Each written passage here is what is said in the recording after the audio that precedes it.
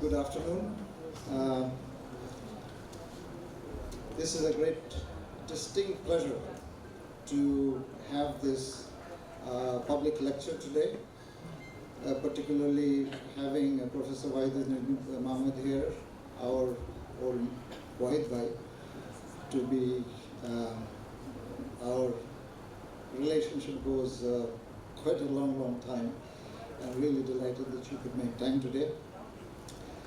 The public lecture, and I'm basically referring to our colleagues here and our students, this is an avenue that I've been trying to promote for a long time. And of recent time, I'm very pleased to see that we are having this exposure. Yesterday, as you know, we had a very distinctive architect from Spain who has been under the influence of Le Corbusier and others, and I thought that lecture was absolutely fascinating. So, you know, universities, the approach that I have been sort of trying to emphasize is that we don't just learn from the classrooms, we have to learn from so many other sources. And I think the public lectures are just another source where we can explore new dimensions of knowledge by engaging with scholars like Dr. Mahmud.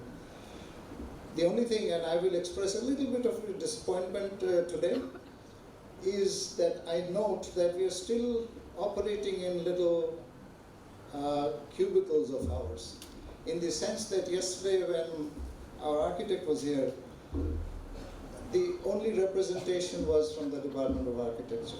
I would have wanted this place to be overflowing, and we would have wanted to see people from other units also showing up, because you know, these lectures are not just about learning of a particular discipline. These lectures are meant to expose you to a variety of thinking, a variety of ideas that I think we could be enriched with. But I'm sure this culture will grow as we begin to bring in more people who have an influence somewhere. And I would like our students, our faculty to engage with people of influence. Engage in the sense of not just learning, but also maybe even sometimes in challenging these mindsets. A university should be an arena where you can also question ideas, because if you don't, then we fall into the danger of being indoctrinated. We do not want our education to be doctrinal. We want it to be open, we want it to be challenging, we want it to be exploratory. So education should be much more rich rather than narrow and focused and about passing exams and getting a grade and getting a certificate. We really have to get away from it. In fact, that is one of the reasons I'm urging all departments to organize many more of these, and I'm behind these things. I'm absolutely 100%, don't even worry about budgets. I will break the budgets if need be to invite people of merit who will come and share these with us. So I don't want to expand much more on this. I think everyone is is anticipating a great lecture. So without any further ado, let me thank all our very distinguished guests here, our faculty members who still continue to be our pride, largely because you are behind our #1 ranking. We are now the #1 ranked private university in Bangladesh. These don't happen just like that. These happen because of your contributions, your perseverance, your research, your thinking, and I hope that now that we are #1, I hope we'll all work together at least to remain #1. At least, I said. The other option is to strive for higher goals. That means Asian rankings, that means moving much further. But again, I would also like to insist that we should not be distracted by rankings. If you do things good, rankings will come automatically. That's my thing. So with that, I would like to also thank the organizers, particularly Dr. Amin, who must have spent a lot of time organizing this. Let's keep doing this, let's push the frontiers, and let's really learn from multiple sources rather than be focused on learning from textbooks, passing exams, and getting a certificate. That is the work of a glorious coaching center. We don't want to be a glorious coaching center. Thank you very much.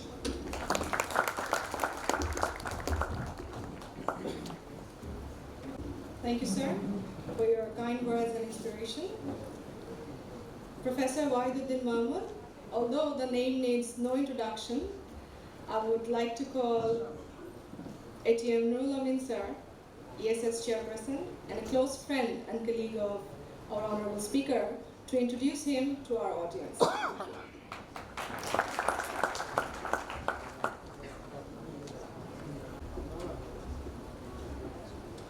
Thank you all who could make this time for joining here.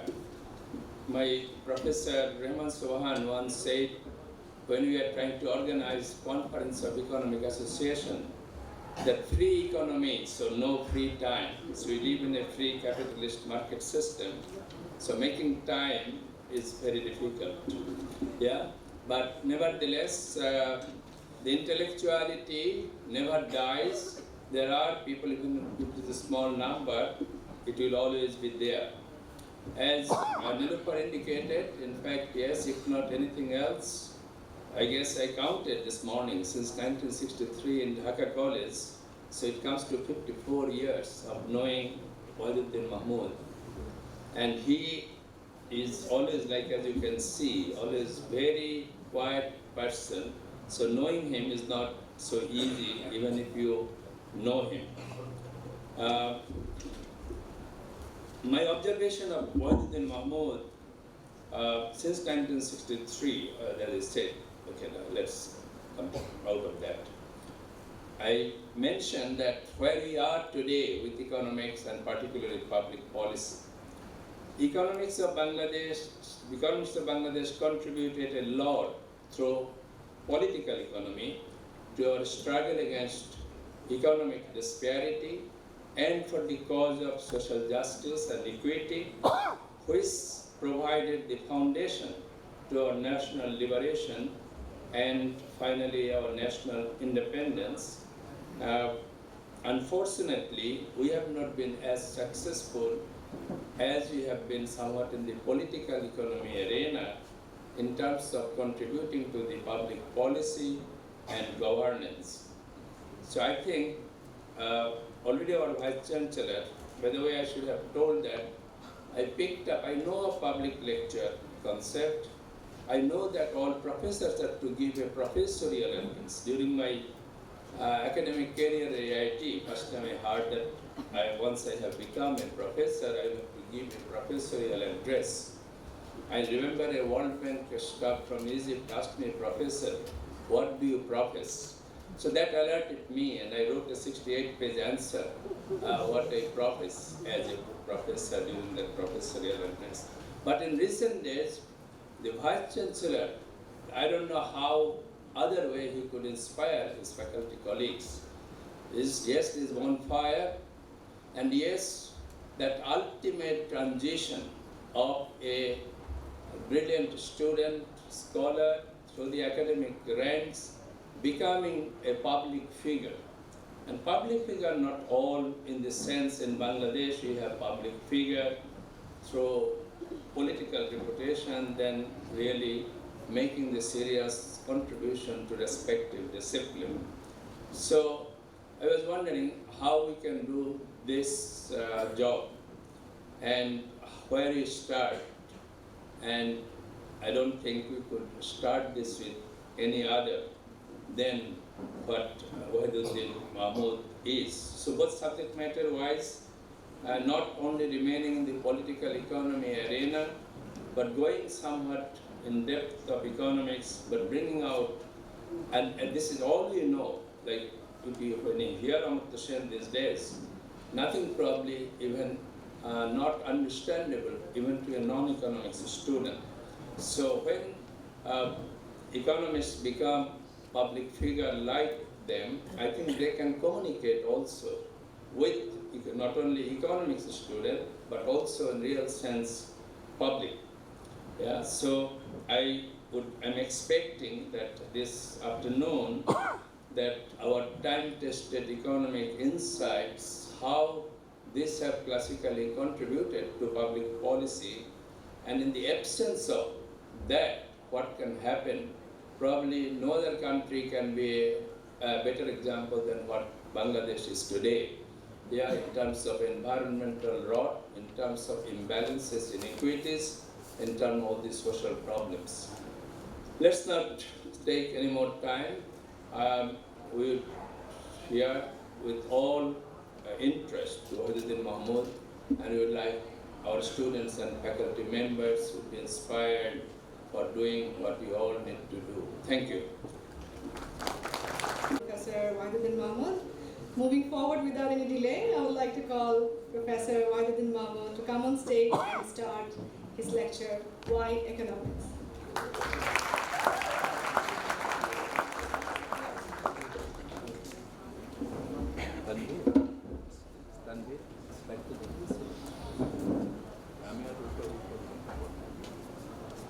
Thank you. Thank you for all your nice introductions.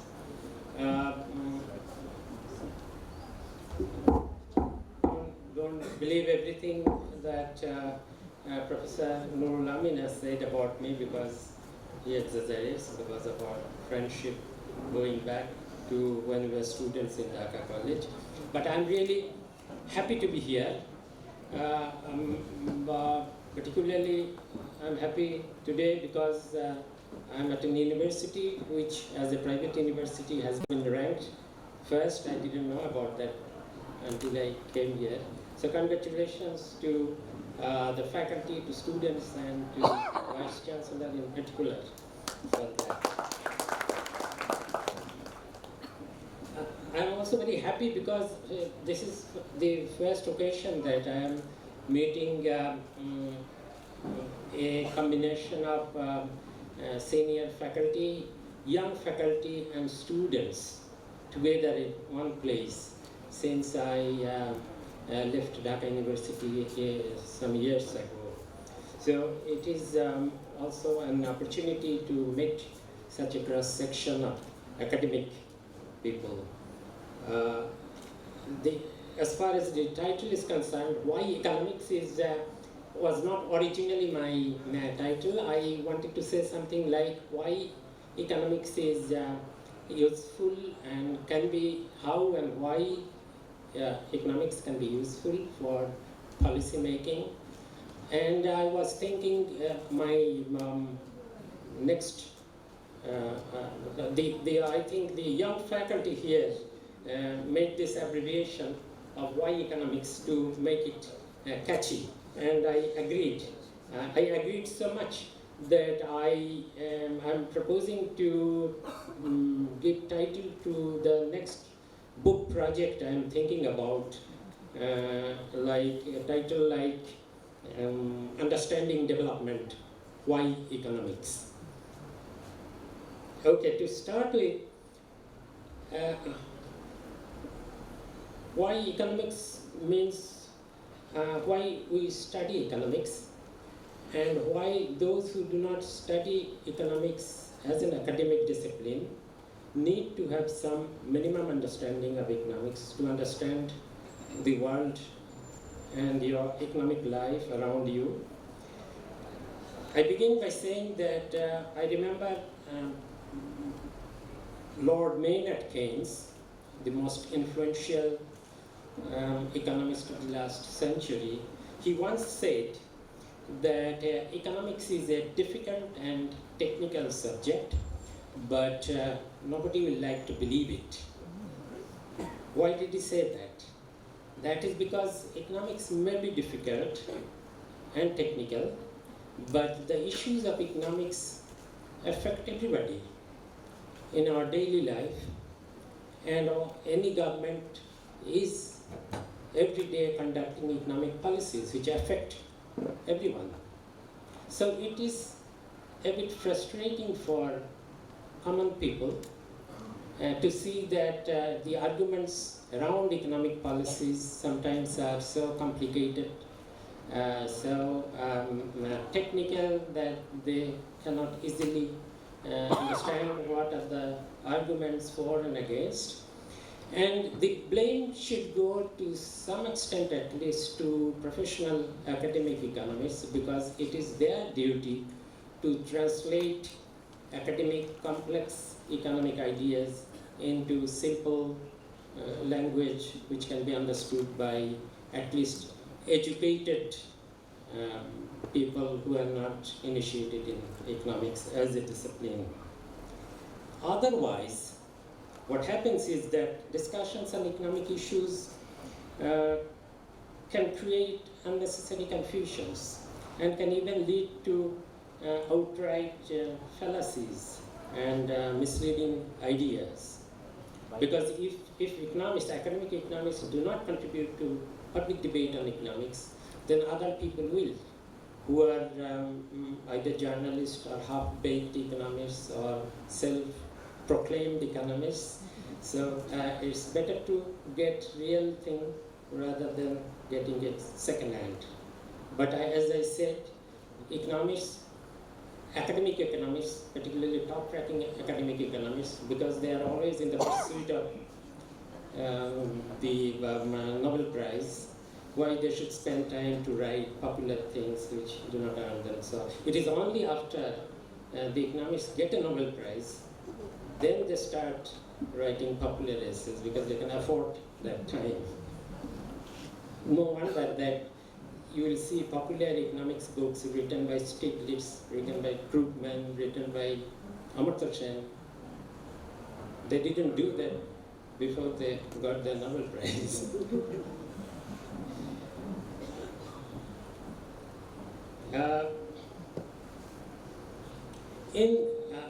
Why I say that some minimum amount of economic literacy is desirable and possible among the educated people in general,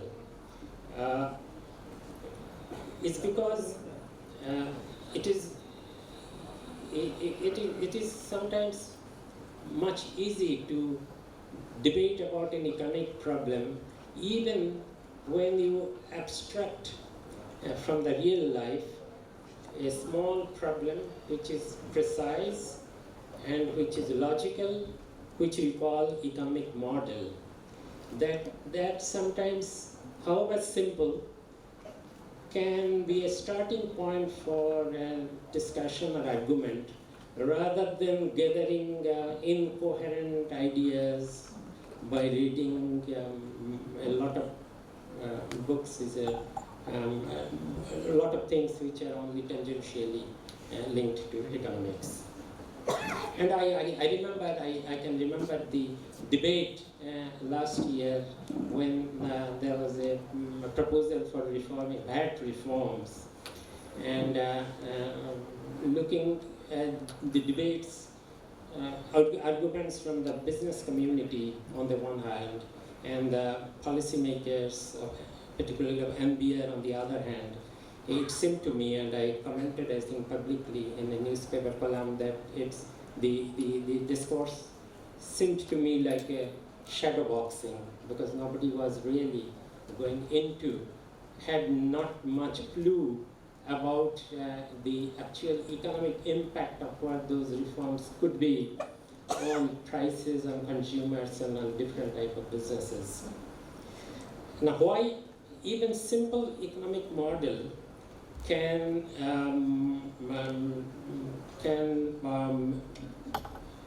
dispel many confusions about economic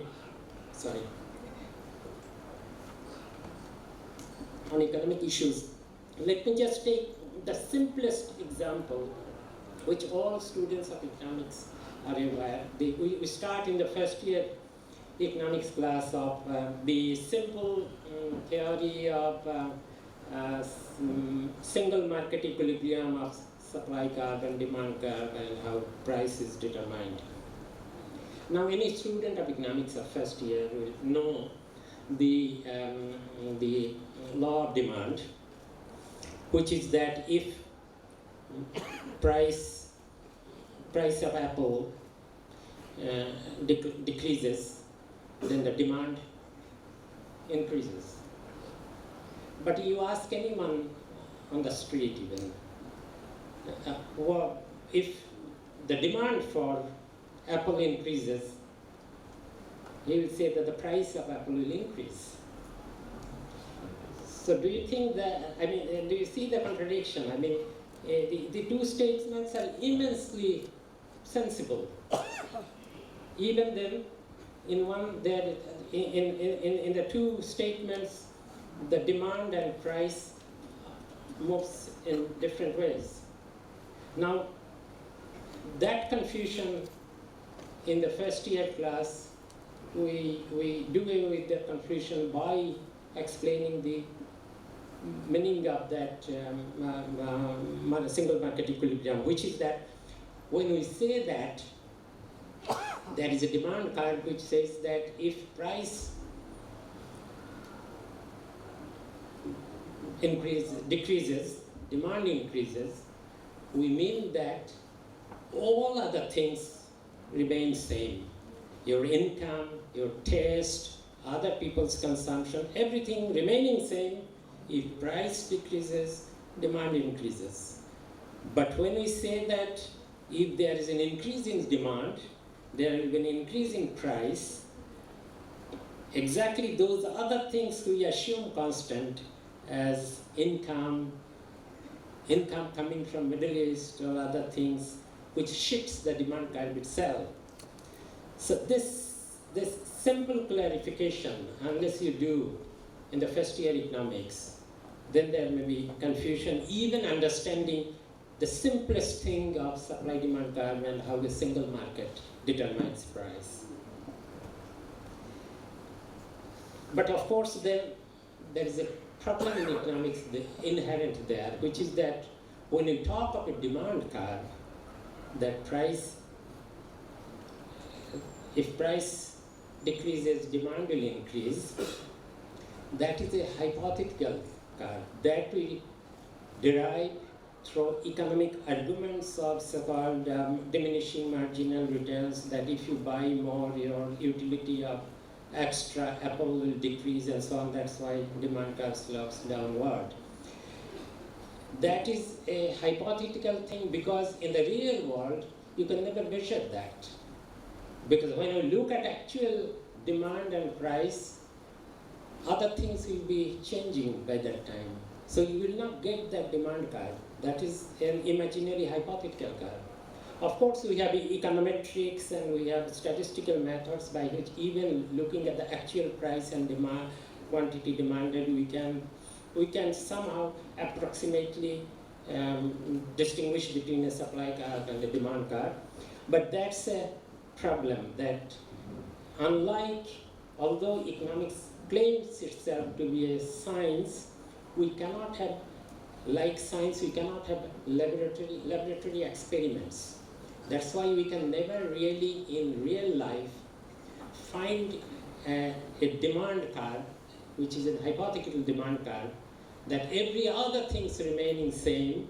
If price decreases, demand will increase. That's a hypothetical thing. We can never see it in the reality. And that's one problem why economics on the one hand, like this simplest model of supply demand and single market equilibrium, which is very clear and logical, it also entails the problem of estimation, actual estimation of economic relationships, which has to do with economic forecasting, which has to do with if some policies of say tax policies, or if there is some tax is imposed, what will happen to the price and other things. All these things are difficult to measure because we cannot have experiments like in science. We have to rely on data which only give us imperfect information of the hypothetical relationships which economic theory gives us. The second alleged problem of economics is that it is, many people say, well, many people don't like economics. Why? From historically. One may be that you envy economists because economists seem to be talking about important things, at the same time you don't understand them. But the other thing is that economics is alleged to be an inhumane discipline which deals with selfish motives of behavior, human behavior. Like we assume that businessman wants to maximize profits. We as consumers want to maximize our own well-being, which is the utility. So economics deals with the selfish nature of human beings. That's why Oscar Wilde defined a cynic as someone who understands the price of everything, but the value of nothing. And many people suspect that he was referring to economists. Carlyle, at that time, held a similar dim value about economics. That's why he called economics a dismal science. And near our home, Amartya Sen often repents that the human being in the textbooks, they do not have much, we call them rational, but rational in the sense of maximizing their own welfare. But normal people have many other traits beyond self-satisfaction. And Amartya Sen says that fortunately, real world is much more richer in human values than described in economic textbooks. And very recently, this year, when the Nobel Prize went to, in the field of behavioral economics, it went to Richard Thaler, who is a proponent of behavioral economics. And he defines the rational people in the economics textbooks as econs, as distinct from humans. So all theories of economics are about econs. They are not really, they are a creature who have some element of human beings, but not exactly human being in a richer sense. But having said so, I will not undermine the main theories and the main the way economics as a discipline has progressed based on the basic assumption of profit motive and the urge for human beings to maximize their own utility. That is because I think I'll give you one example. If we are not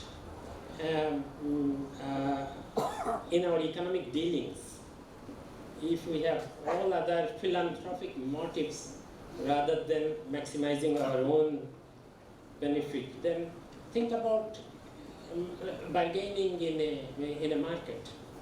Now, if the buyer says that the seller seems to be very poor, so why don't you give a higher price? And the seller says no to the buyer that you don't seem to be very well off, so why don't you give me a lower price? That market will never have an equilibrium. The market will not function. And in fact, the market doesn't function like that. We really bargain in the function every day. And many of you have noticed that very well-natured, generous housewife, or we ourselves at our home, when we bargain with a feriwala, a very poor feriwala, we bargain very hard about price. But what happens that if we take pity on him, then after the hard bargaining, we gave him the exact price that we have bargained for, and then we give him some extra money that you are so poor, I'm so glad to give you some money. So what it means from this is that human beings in their economic dealings actually look like icons, but they are also humans. But in their economic dealings, they have many traits. Personalities have many traits. Some part of us are icons, some part are humans. And economics happens to deal mostly with icons. No harm in that. But I will come back later to say that, we may have taken it too far not to incorporate some non-selfish ideas into economic theory, and economic theory suffered because of that. So much of the economics is about economic markets, how markets work. And in that, there are students here. I will say that you have an opportunity here when we say that any student of economics should try to what he learns in textbooks, he should try to relate it to real life. Now, economics mostly is about how markets work. Different markets in different places works, including financial markets.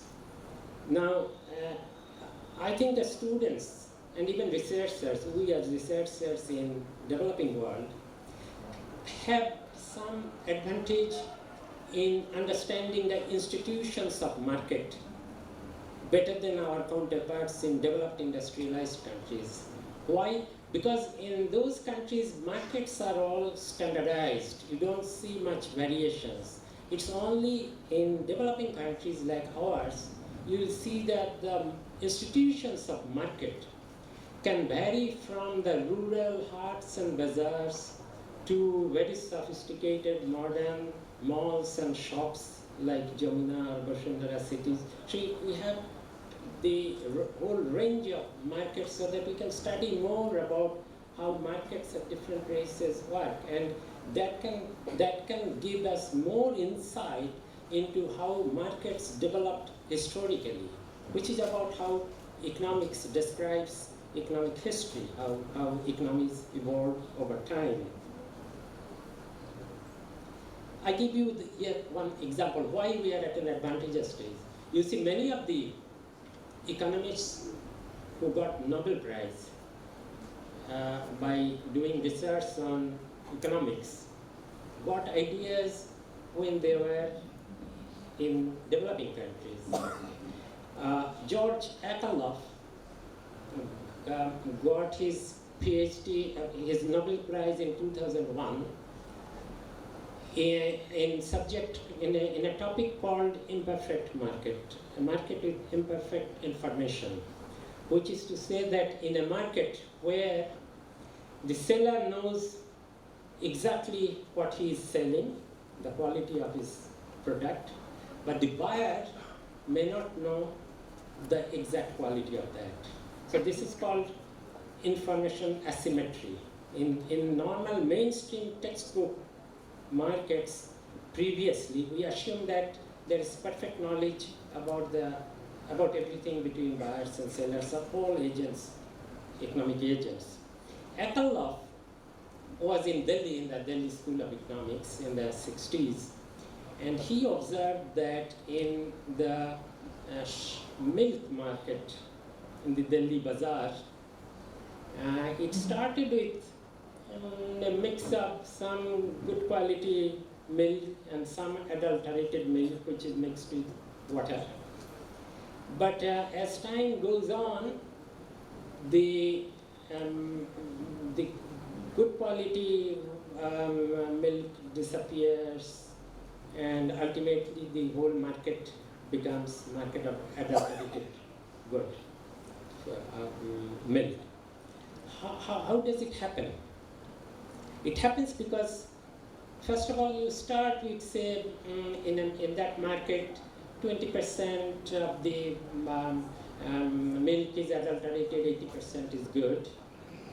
The sellers know exactly whose milk is good and who is not. But for the buyer, he doesn't know. So for him, it would be that it's a probabilistic thing. There is a 20% chance that it will be adulterated, but 80% chance that it will be good. So he will offer a price which is to fit with that expectation, which will be good for the adulterated sellers, but will be a bit less for those who are supplying good food, good milk. So later on, those who are supplying pure milk will be discouraged. They will come less, and those who adulterate, they will come in more. So that in the market, the proportion of adulterated milk will become, say, 50% or 60%, and the remaining 40% will be good milk. So as a buyer, I will know which one is adulterated and which one not. Now I will think that the probability of what I am getting, the 60% chance that it will be bad, 40% chances, so I will offer even less price. That will discourage good sellers even more, so they will not come next time, and will encourage those who will adulterate. So ultimately, the entire market will be market of adulterated. This is the theory of market with imperfect information. But he had a problem. When he went back to America, industrialized countries doesn't have this asymmetry of information because the products are all labeled, they have brands, they have exact description of which are there, so the information gap between sellers and buyers is not that much. So he had to find one. He didn't want to label his theory by labeling it with the Delhi milk market, which will not earn him a Nobel Prize. So somehow he wanted to find some market in the Western world which is like that. So he called it the market for lemons. Lemon in America means second-hand used car. So that is the only market he got where there is an information asymmetry between the seller knows exactly the quality of that car, but the buyer will know. That earned him the Nobel Prize. But under developed markets, again, there is an advantage here. I mean, Akalov got his Nobel Prize by looking at that, but what I'm trying to say is that there are many other characteristics in our part of the world in the markets where the budding economists can look at it and like Akalov, ultimately they can discover something which can earn them a Nobel Prize. I give you some hints.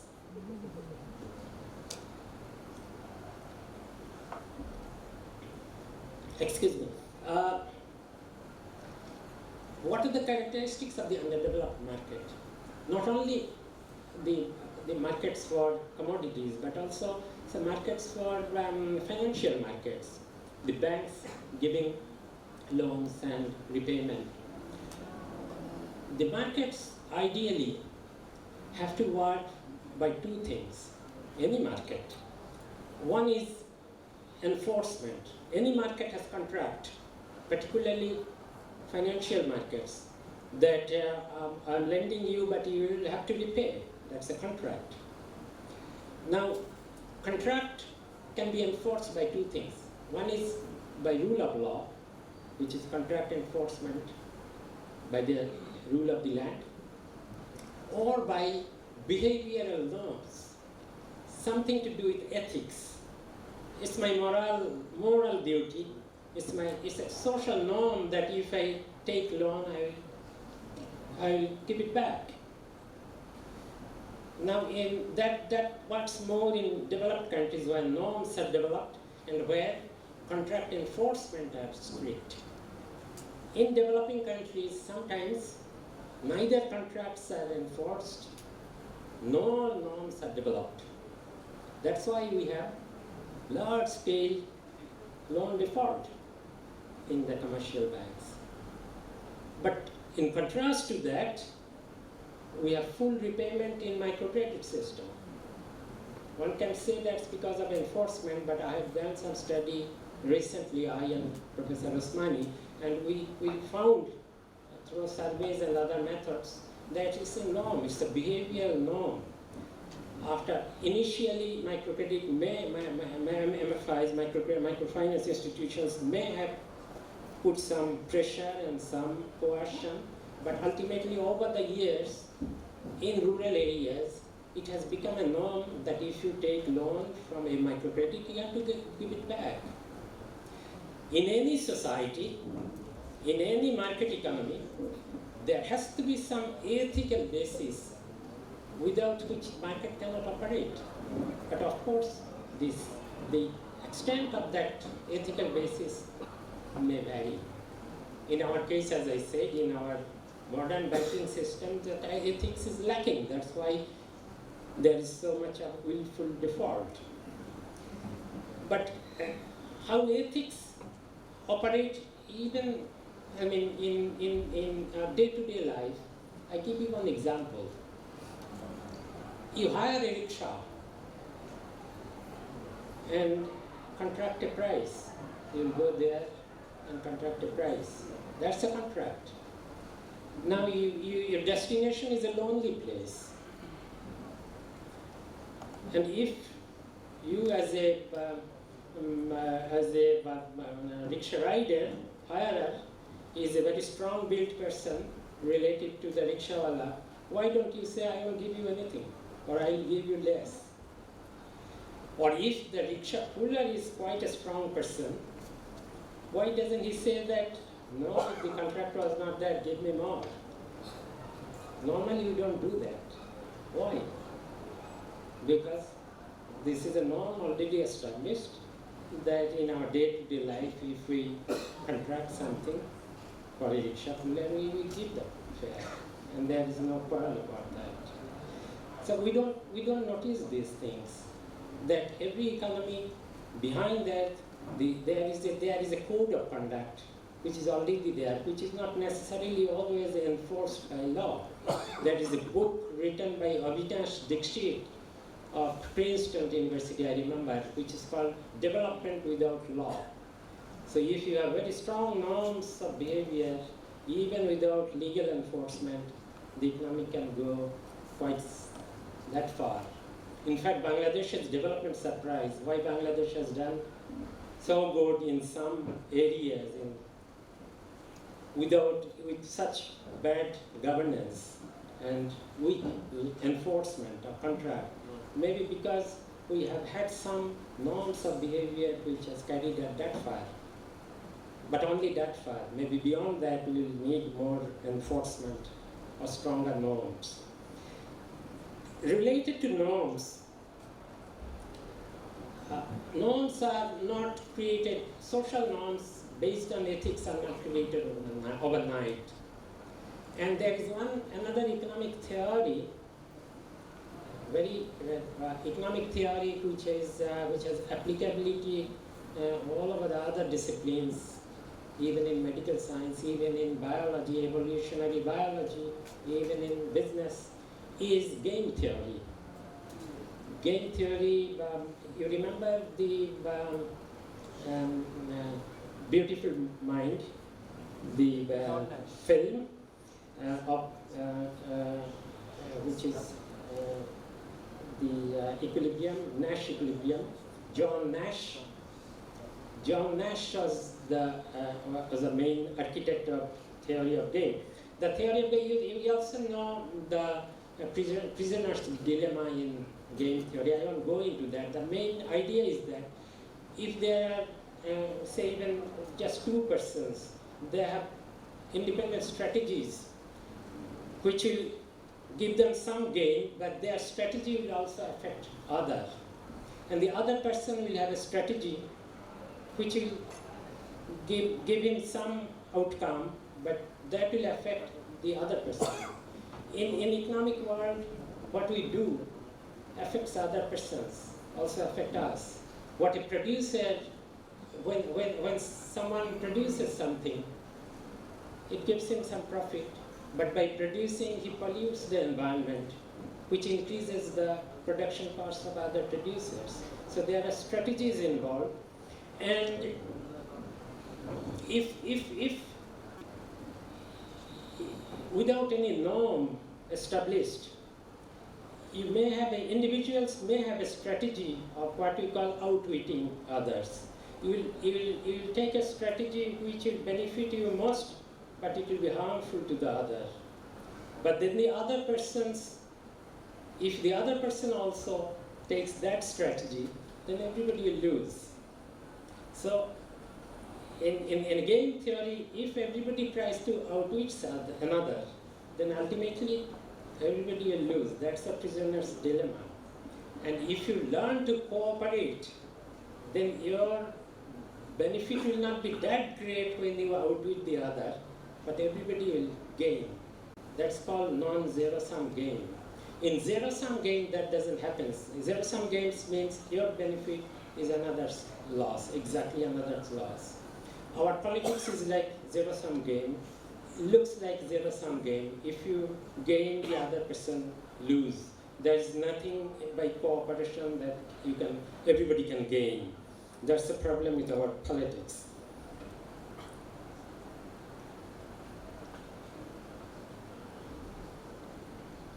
Now, norms relate to another thing in economics, which is that economic policies can be analyzed not only by pure economic analysis, but also it needs understanding of the societal structure, their behavior, their mode of cooperation, tradition of cooperation. All of these are called institutions, social institutions. That's why economic policies policy making need to be informed by how a society works. And this is called institutional economics. Economics that take note of the institutions, social, economic, political institutions of the society. And that's why one of the proponents of institutional economics was Douglas North. His advice to policy advisors from abroad, which World Bank and IMF always sends policymakers from abroad to ask us, liberalize, marketize, privatize. His advice was that don't give a policy to a government of a country without living at least 6 months in that country to understand their behavior norms, their incentive structures, and so on. I will tell you give you the example of another Nobel laureate. Again, she benefited from looking at the social structure of developing countries like ours. In this case, Nepal. and then she got a Nobel Prize. And that Nobel Prize was in 2009 in institutional economics, which went to Elinor Ostrom. Elinor Ostrom noticed one thing when she was in Nepal. They have an irrigation system where the traditional irrigation system was that there was streams coming from the mountains and hills. The local people there organized like cooperatives or anything.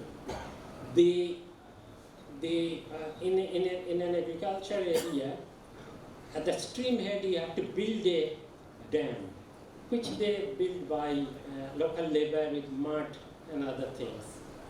And once you build a dam, then you can channel water to irrigate, but those channels have to be kept to be in functioning. And particularly, the channel heads have to be always worked on to keep them open. So they had an arrangement, traditional, this is second institution, behavioral Rome, that those families, farmers, who are far off from the head of the stream, they will contribute labor to build the dam, muddy dam. In exchange, those who are near the stream head, they will always continue to clear the channels so that the water can flow to downstream, to those who contributed labor to build a dam. Now, without understanding this exchange of labor, this norm they developed over time, the government of Nepal, with a foreign expert from World Bank, of course, said that these canals are completely inefficient because there is loss of water because of maintenance cost is too high. So do the Paka brickwork of real dam and Paka brick-made canals. And after 1 or 2 years, they found that nothing is working, all the canals are blocked. Although they are very modern and they are well built. Why? Because those who are upstream are not anymore clearing the dams, the channels, although they are now better built. Because it has broken down their traditional arrangements of exchange of labor. So that's give you insight why there are many other arrangements like this, where you can look at those arrangements. The basic theory of economic textbooks will apply: maximization of own benefit, labor market theories, I won't go into that, which are involved here, exchange and contracts and all that. But you can find many arrangements where you can have insights into how markets work and how public policy interacts with market, and will give you another Nobel Prize. If foreigners can come here, Ekellof and Elinor Ostrom can come here and look at our things and think theoretically about that and get a Nobel Prize, then there are potentially many more Nobel Prizes which are lost because we don't teach our students in that way to think creatively. Okay. Nurulamin, how many minutes will continue more? Yeah. Another 15 minutes? Sure. Okay.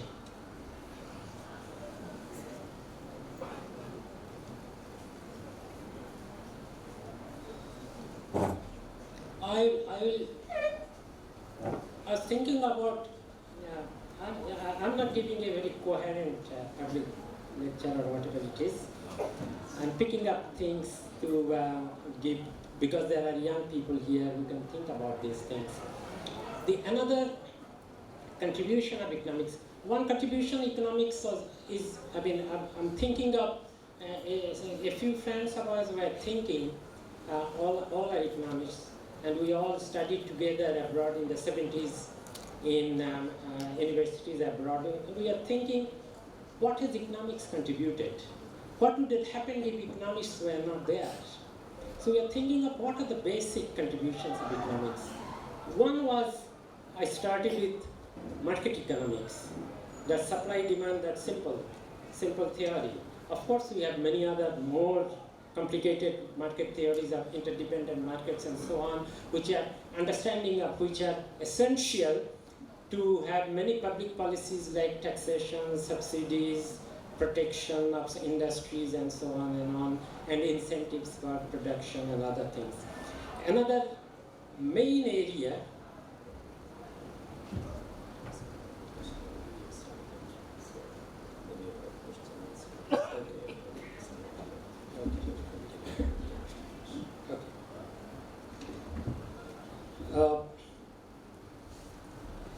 another major contribution, I have counted what? Theory of market and game theory, which we thought that is a major contribution from economics. And another theory which is Ricardo's theory of competitive advantage, which is not markets within an economy, but international markets. Why countries trade with each other. And Ricardo's theory of competitive advantage, in a sense, gave us something which is not very intuitive. I mean, without that, it's difficult to think about that. I mean, I give you one example. A friend of mine is a professor at South Asia University in Delhi, and he was taking a class of international trade, that countries mutually can benefit by international trade. And a student from Nepal asked him, think of Nepal and India. India is better in producing everything compared to Nepal, more efficiently. Efficient means in terms of how much of capital and how much of labor, how much of machinery and how much of labor you combine to produce something. That is called efficiency, physical efficiency. So the professor, my friend, had to think a bit and said, maybe Nepal is inefficient in producing everything, but still it may be beneficial both for Nepal and India to specialize in certain things and have international trade in between. Why? Because of Ricardo's competitive advantage. You can be less, it's a difference between absolute advantage and competitive advantage. People think in terms of, the student was thinking in terms of absolute advantages. Nepal has absolute disadvantage in all producing everything.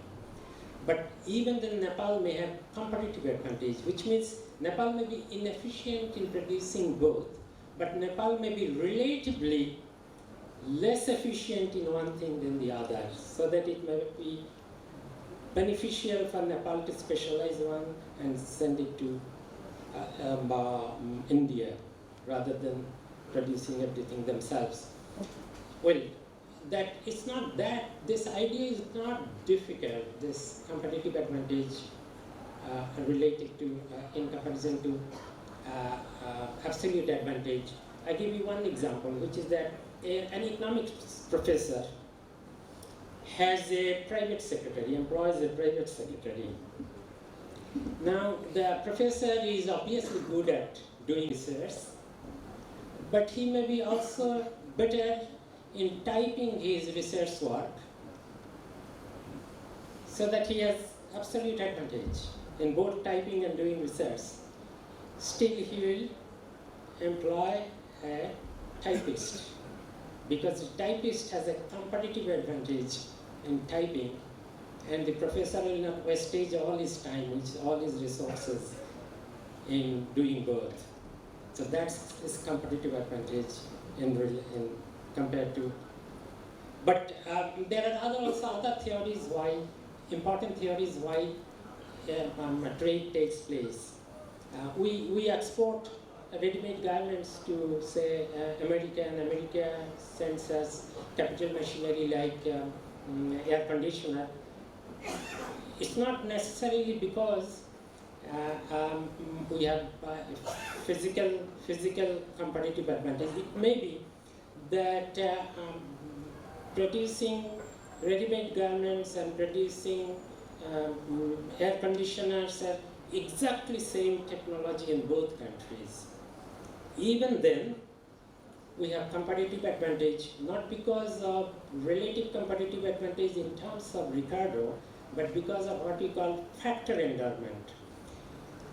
We have more labor, therefore we will go for labor intensive, even if the technology is same, we will go for the labor intensive production, which is ready-made garments, and America will go for the capital intensive technology, which is air conditioning.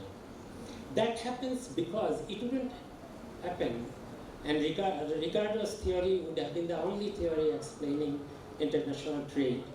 Factor endowment would not have mattered unless there was restrictions in labor movements among countries. Otherwise, labor would have moved and labor would be equally cheaper, and capital would have moved, so that returns to capital would have, no country would be relatively labor surplus or capital surplus. And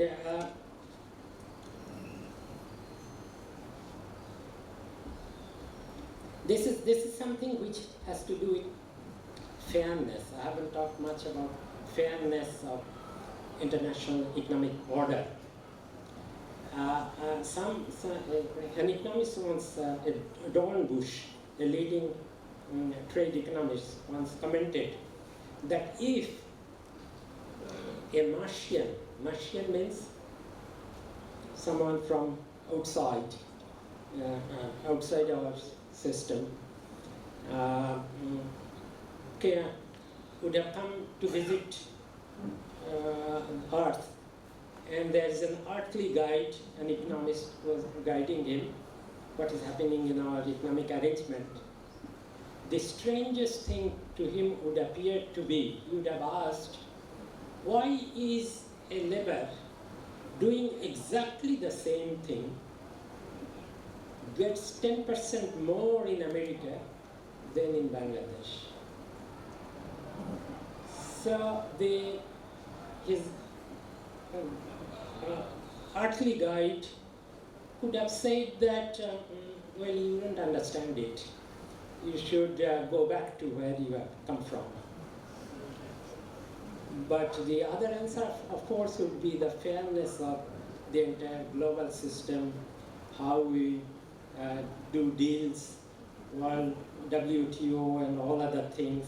Why even in competitive advantage, Ricardian type competitive advantage, there is an underlying ideological politics here. Why in that example of that the professor will always do research and his secretary will do typing is a static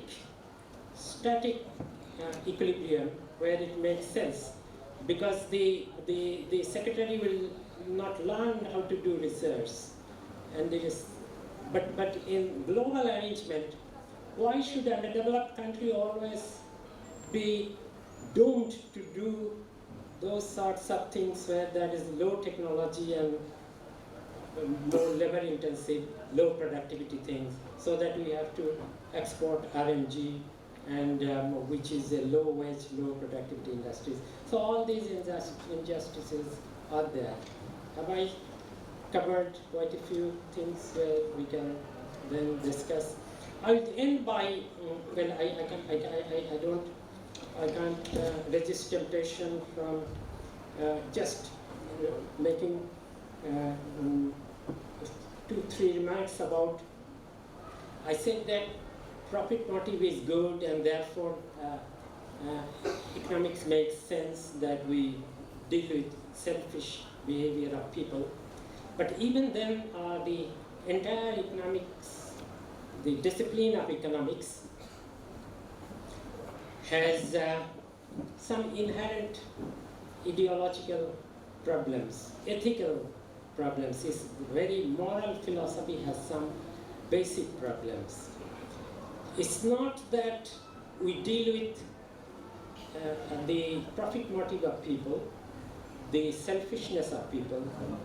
The problem arises from the desire of economics to make economics a pure science, where there is nothing unscientific, nothing imprecise, so that we cannot compare one person's mental satisfaction or utility or another person's utility. So all this economics, theoretical structure of economics, which is called general equilibrium of economics, the market economy, the entire theory of market economy based on that, is based on the assumption that there is no comparison of interpersonal satisfaction or utility, which means that we cannot, as economic theoretician, as a human being I can, but as an econ or economist, I cannot say that 100% is 100 taka is less valuable to Mr. Salman Rahman compared to a street beggar. What an atrocity. I cannot say that theoretically, because theory is pure. That's what Amartya Sen was criticizing economics about. And that also leads us to the fact that we have to, the entire market economy, the justification of market economy, that it's efficient, is based on those structure where there is nothing, I mean, the income distribution doesn't come in. Income distribution may be very bad, but even the economy in the economic sense may be very efficient, which means that, think of GDP.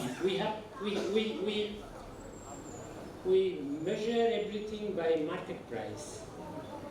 In that sense, it's true that we value things by price and not by its intrinsic value, how valuable it is to human beings. I'll end by one example, which is that Larry Summers, I mean the extreme example of how economics can degenerate into producing conclusions which are completely unethical and unacceptable by measuring everything by market price, produced by a system where we do not value income distribution, is that he was not seriously doing it. His secretary leaked it out. He was making he's a sharp economist, Larry Summers. He was making a logical economic calculations, which is that what is the value of life? So value of life, if you go by market economy, is valued by the value of insurance. What is the value of insurance against which my life insurance is bought?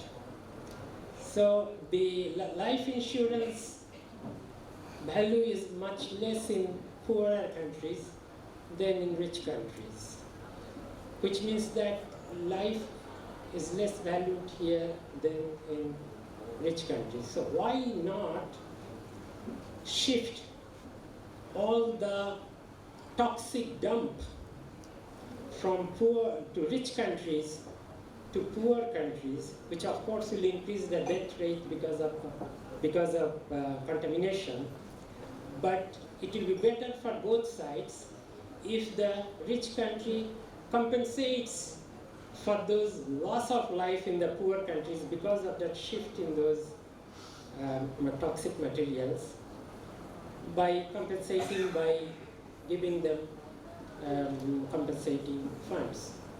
And both sides will be happier because the poorer country will get more funds than the loss of life. the value of loss of life, and the rich country will lose less by giving that money because their loss of life, which is the life which is saved, is valued much according to the insurance market. He didn't seriously do it, but somehow his secretary, because it is an impeccable logic given by market economy, but his secretary somehow leaked it out, and it was all over the place, and ultimately Larry Summers had to resign because it created so much. I thank you again for giving me this opportunity. I have spoken rather incoherently because the subject is so vast and large. Why economics itself, seems quite, it can be interesting. As I said, it can be a title of a book. At the same time, it can mean very trivial. Why everybody does economics? Why even ask why economics? Thank you very much.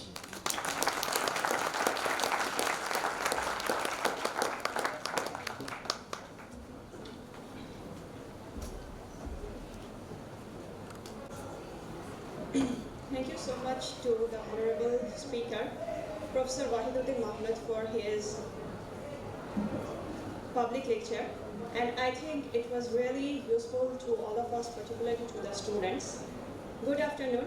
I am Fahmida Sadia Rahman, Senior Lecturer at the Department of Economics and Social Sciences, BRAC University. I am going to welcome you to the second part of today's public lecture. Kindly give us a couple of minutes to make a little bit seating arrangement on the stage. So, light below to on people.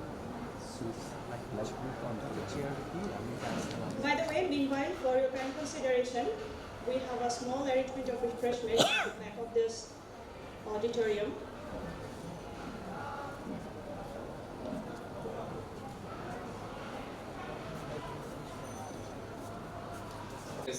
In Salahuddin Ahmed, or another friend, former Bangladesh governor, he was saying, who will be writing whose obituaries? Yes, that is one of his another pastime, wondering among the friends who will go first and who will be writing his obituary. And I would like to assure Professor Wahiduddin Mahmud, in 2004, what? And I'm sure all of us present here have benefited a lot from this discourse. There was only one comment that about 100 taka for Salman Rahman versus 100 taka Caretaker. I think the law of economics should apply here.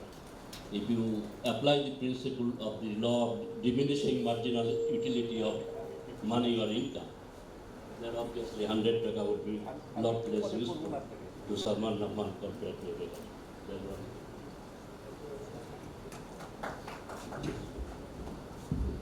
Please feel free.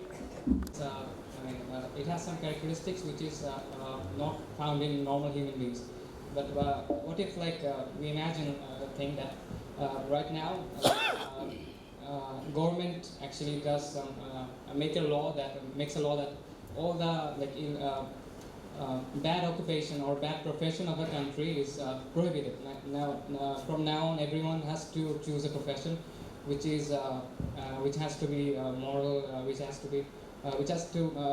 which cannot harm any other people.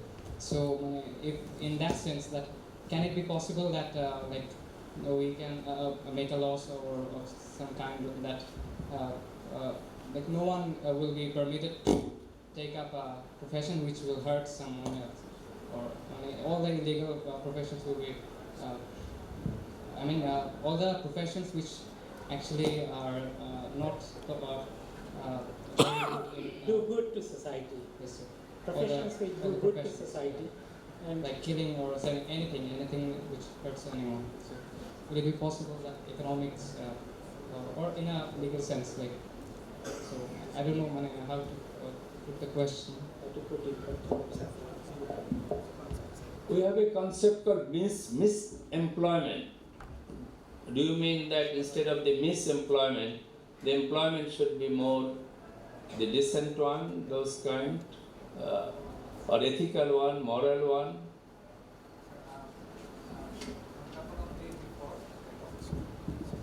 in this year, or a couple of years before, I was talking to some police inspectors, and I was actually talking on behalf of someone who was caught by many people, and they were actually trying to beat him. So I told him that if you beat him up now, then he won't get to correct himself. So we should settle the matter, and we should not beat him up. So then later on, what happened is that the police inspectors actually told me that. I actually talked with them later on, and I told them the same thing which I told you, and they actually told me that what you were saying that is actually not possible, because if we look at the developed countries like in America or England, you will even there you will see that people are mobbing, people are actually killing. Okay. Yeah. Thank you. Any other please? Feel free.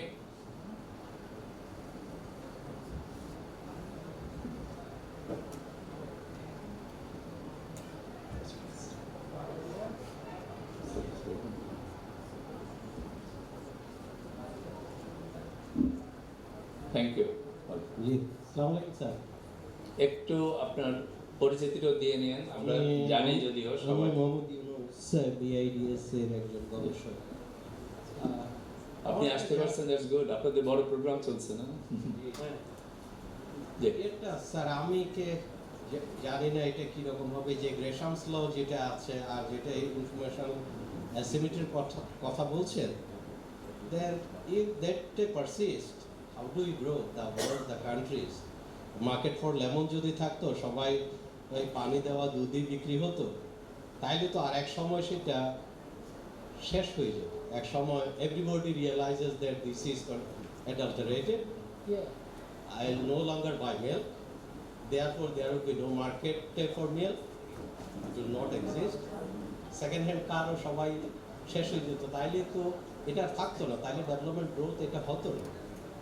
সেই গ্রেশামস লর মতো যদি bad মানি drives good মানি, তাহলে তো আর আবার butter সিস্টেমে চলে যেত। কিভাবে ইকোনমিক্স সেটার উত্তরণ ঘটালো যে no, this is not the end point, there are further point that drives to a second point. এটা খুব সোজা, আমি বলে দিই। ওটা হলো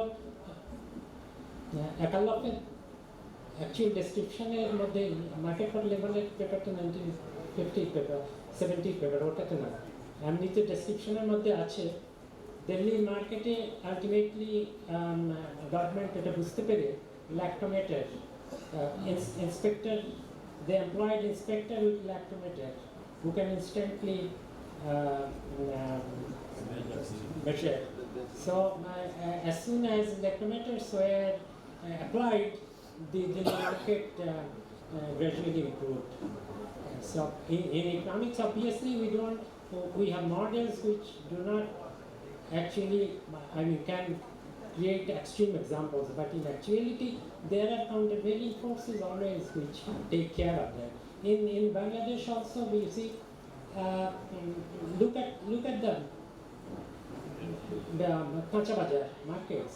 এখন আমের বাজারে একসময় তো সবই ফরমালিন যুক্ত ছিল।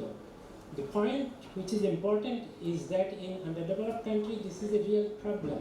We should learn from developed countries how to decrease the asymmetry of information by leveling, by testing, by other methods which are cost effective and which will improve the informational problem, and then market will improve. Just that. That's why he got Nobel Prize. Not because he proved that some markets will just disappear and some markets will stay. Thank you. Just one quick observation. I think sector, the banks, and he said that it is the norm, the ethics of Nurul Amin borrowing from a particular bank and repaying the debt. Is it his social norm, is it his ethical norm that is forcing him to repay the debt, or is it because Nurul Amin is less powerful politically? That is the reason why he has to pay back the debt. Because if you look at the defaulters, most of them are very powerful politically. be it from either side. And therefore, I think, I take your point. Ethics is very important. Economics alone, as a standalone subject, cannot provide answers to all the human questions. Ethics, law, psychology, and other things are very important.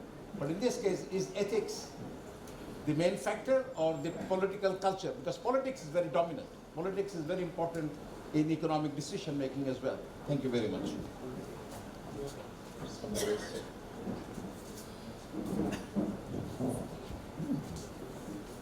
Thank you.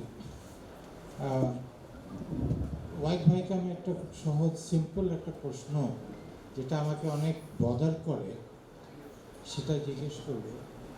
ইকোনমিক্সটা তো behavioural science এবং এই behavioural সায়েন্সটা it is leaning very heavily on marginalist philosophy and marginalist theory, কিন্তু আমরা জানি যে এটার বেসিসটা কিন্তু হেডনিজম, একটা হেডনিস্টিক ফিলসফি, যে আমরা ম্যাক্সিমাইজ করি, আমাদের প্লেজারকে ম্যাক্সিমাইজ করি। তো এই ধরনের ইকোনমিক্স থেকে যে পলিসি বেরিয়ে আসে, would you call it an ethically acceptable policy? Thank you.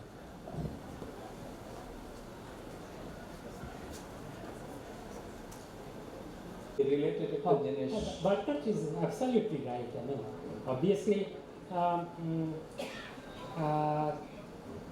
ঋণ খেলাপি বড় ব্যাংকে political power is important. But I also think that if 10% is because of political power, then it sets a norm. And that norm encourages the rest not to repay. So now behavior. And yeah, as I said, it's a combination of enforcement system, social norms, ethical norms, and political power and sociality. All other things are there. But the point is that okay, no, here it's fine.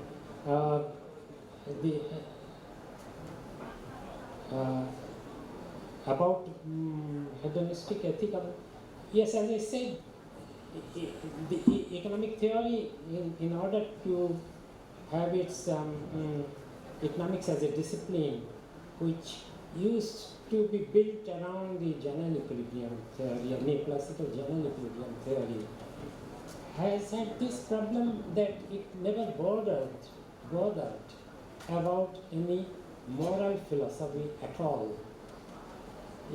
It was not concerned because the science doesn't have a moral. It claimed to be science. Physics doesn't have a moral philosophy. But that's not correct, actually. We don't believe in that. If you look seriously at how these economic theories develop, it's partly because general equilibrium theory is mathematically looked good, and if you introduce interdependence of utility, if you introduce externalities, then the entire mathematics of general equilibrium and the proof of general equilibrium existence, those mathematical theories break down. You can't prove anything. But the other thing is that it suits the interest of capitalists and the interest of the Western world and the system.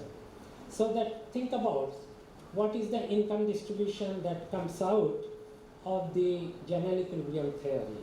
Is that everybody gets according to marginal productivity. Labor gets its wage according to labor productivity, marginal productivity. Capitalist gets according to his capital, the marginal return from capital, which are all completely nonsense. Actual world doesn't even behave remotely like that. So that outside the economic theory, there are other attempts which were never successfully integrated into economic theory. Was the theory of Marxian theory of exploitation, the theory of wage bargaining, and the theory of complete randomness, that economic distribution is not just due to what you contribute, but due to your luck. I give you just one example, which is like, one would like economics, pure economics theory would like to think that income distribution is like two fishermen. They're trying to fish out of a river, and their income distribution will be different because of their effort will be different, the quality of the hook will be different, and that's justifiable. There will be some difference. But in actual life, income distribution is like prospecting for gold mines, where one will not hit anything, the other will hit something which is huge. So that is just sheer luck. We don't understand that much of economics originated from 50, 100 entrepreneurs tried many things in America. Out of that, one Rockefeller succeeded, sheer out of luck. But once you are lucky, then it continues to accumulate because you become powerful and you can do many things. And Mr. Salman Rahman comes here, and the power comes in. Our young students, our Vice Chancellor is very proud of our creative mind students. Often he gets mail from you, and we are told about these mails. We are alerted by those. I have not heard any voice. Can you come forward? Yes, please. Hello, welcome. Wahiduddin Mahmud, sir. Sir, you have talked about international trade. So I have a question on that. If we imagine two countries, one have a competitive advantage on producing apple, they can produce apple in lower cost. But for example, they're exporting it on Bangladesh, who produce apple on a higher cost. So they're exporting to Bangladesh, and if they bid their price higher for the America knows that the exporting country knows that Bangladesh is not producing any apple, so they bid higher price. So what is the gaining of that buying country on this trade, sir? Because the taking out the lower cost is beneficial for Bangladesh, and America is bidding higher price here. So what will be the beneficial effect for Bangladesh here? This is my question, sir. Well, very more relevant questions where both countries produce the same thing, but one country can specialize in one, the other can other. In case of apple and mango, it's straightforward. America doesn't produce mango, we produce mango, send mango to them, and they produce apple, we don't produce apple, send apple to that. That's a much simpler case than all those competitive advantages and other things. But you are right. I have only scratched upon the theories. There are books and books on international theory which then tries to find out what are the complexities. Theory of competitive advantage is the starting point. Theory of factor endowment, labor surplus, capital surplus is the next stage. But there are many other theories, like once you start producing something, like ready-made garments in Bangladesh, then it's not only a question of competitive advantage in technology or competitive advantage in labor surplus, but also that once you start growing something on a large scale, then you have other advantages which are called scale economies.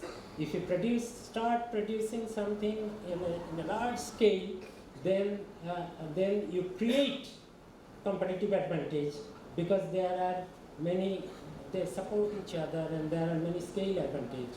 That's why once you can excel in one thing, if there are other countries which have competitive advantage, they cannot take it away from you because you have the advantage of size and scale. You see the point? I give it to heard any female voice or young female students?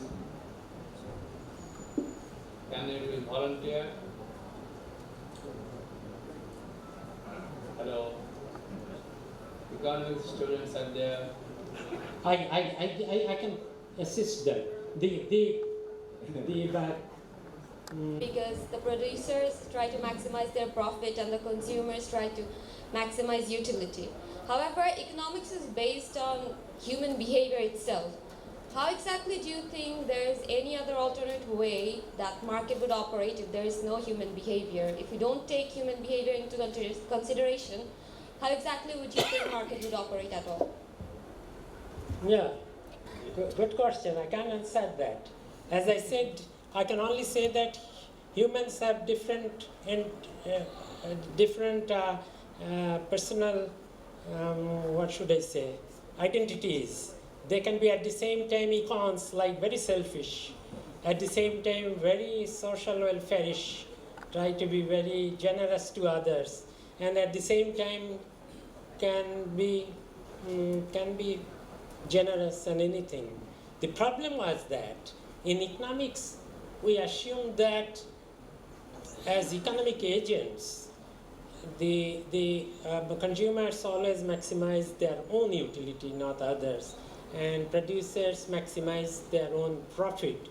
Whereas we did some mistake in that, because there are producers who are so philanthropic that they intentionally keep their price a bit low so that poor people can buy their products. Sometimes Coca-Cola producers will now give less sugar to Coca-Cola so that the public health is benefited. So that you can see even in profit maximizing firms that they introduce products which are beneficial for people and not profit maximizing. The problem is that in contrast to economics, political science, which is your rival, is there any political scientist here? Political scientists made the other extreme assumption, which is that as voter, not as consumer, as voter, we are all unselfish. As elected politicians, we are all unselfish. Politicians only try, not selfishness, but try to benefit the entire society for which they are elected. Voters try to vote the government which does not necessarily take policies which will benefit himself, but the country as a whole, which is again very wrong. But actually, the voters may vote that type of politicians who they think will have patronage politics and give them back something. Not that they are very good people. And the politicians again may do all things besides doing good for the country. And there is a subject which is in between economics and political science, which is called public choice theory. Public choice theory looks at what would have happened if voters and politicians, instead of the assumption of the political science that they are always motivated by the good of the society, would have been selfish. And that's another science. So if you can then think about economics also, what would have happened to economics, economic life, if the consumers and the producers would be guided by things other than their own welfare. There are some attempts like that, like the theory of social enterprise, this theory of social business by Muhammad Yunus, where they introduce the idea that a business may not be trying to maximize their profit, but they want to produce something which is for the welfare of the economy. So there are many developments in different directions which tries to incorporate motives which is other than self-maximization. Professor Along. অর্থনীতি বিষয়টাকে সাধারণ মানুষ এবং যারা নীতি নির্ধারণে আছেন তাদের কাছে বোধগম্য করে উপস্থাপন করা। আমরা অর্থনীতিবিদরা যে ভাষায় কথা বলি, যেমন ধরেন আজকে সকালবেলায় মর্নিং সেশন আমি ছিলাম বিআইডিএস এর প্রথম সেশনটাতে, যেটা সাহিত্য ছিল সাজ্জাদ হইব। সেখানেও দেখলাম যে পেপারগুলিতে সেই মডেল, রিগ্রেশন ইত্যাদি ইত্যাদি। হোয়াট আই ওয়াজ ওয়ান্ডারিং যে এই মেসেজগুলি কিভাবে পৌঁছবে যারা সেখানে বসে পলিসি তৈরি করছেন, তারা কি সেগুলি বোঝার, আমি ক্ষমতার কথা বলবো না, আমরা কি সেইভাবে প্রেজেন্ট করছি কিনা। সেদিন একটা বই বের হয়েছে, সম্ভবত আপনি সেটাতে ছিলেন, বুক লঞ্চিংয়ে, ডক্টর সাদিক আহমেদের বইটা পলিসি অ্যান্ড, সেখানে কিন্তু উনি একটা খুব গুরুত্বপূর্ণ একটা কথা বলেছেন যে government analysing a very incompetent, কিংবা তাদের অনেক সীমাবদ্ধতা আছে। তো আমরা যদি অর্থনীতিবিদরা মানুষের কাছে বোধগম্য করে যদি সেটা উপস্থাপন না করতে পারি, পলিসি মেকারদের কাছে যদি সেইভাবে উপস্থাপন না করতে পারি, আমরা যদি অর্থনীতির সেই কোয়ান্টিটেটিভ সেই মডেলেই কথা বলি, তাহলে আমরা কোথায় আছি? এটা হলো 1 নম্বর। 2 নম্বর, আপনি একটা কথা বলেছিলেন যারা নোবেল প্রাইজ পেয়েছে, যারা নোবেল প্রাইজ পাওয়ার আগে তারা ইয়ে করেছে, অমর্ত্য সেন এবং স্টিগলিজের কথা বলছিলেন। আমার কাছে মনে হয়েছে তারা নোবেল প্রাইজ পাওয়ার পরে যে বইগুলি লিখেছেন সেগুলি বরঞ্চ মানুষের কাছে বেশি পপুলার হয়েছে, মানুষ পড়েছে, জেনেছে বেশি। তো সুতরাং আমার প্রশ্নটা হলো যে আপনি এই চ্যালেঞ্জটাকে কিভাবে দেখছেন? What we talk and what is implemented? Thank you.